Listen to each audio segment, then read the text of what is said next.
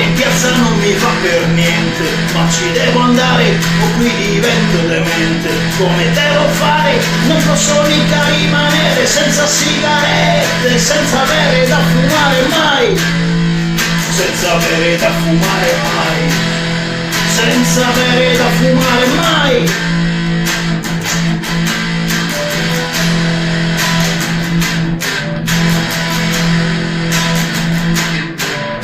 Appena fuori casa lo sai chi ti vede, la signora al calzettino che mi punta da dietro.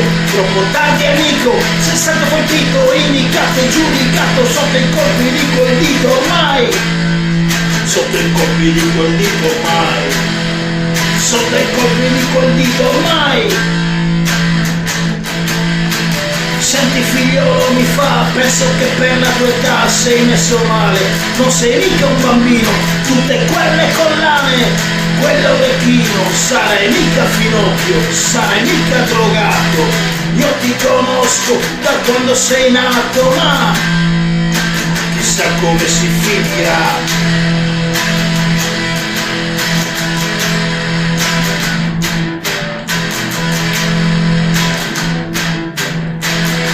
Le sorrido e la lascio passare e penso a suo nipote che si fa le pere e vado via.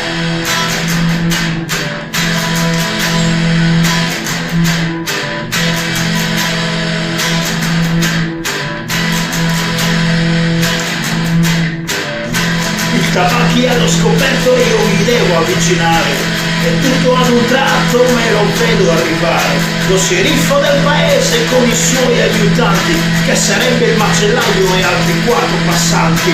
Guai! Prevedo solamente guai! Prevedo solamente guai! Infatti, senti figliolo mi fa, questa è la nostra città e ne siamo fieri, non ci dare pensieri, tutte queste stronzate che ti sento cantare, invece di lavorare come tutte le persone che si fanno rispettare. Guai, da te mi aspetto solo guai, mi aspetto solamente guai.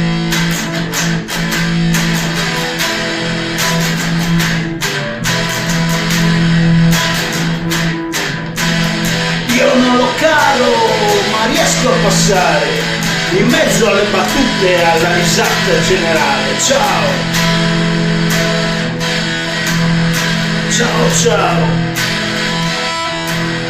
ciao, ciao, ciao.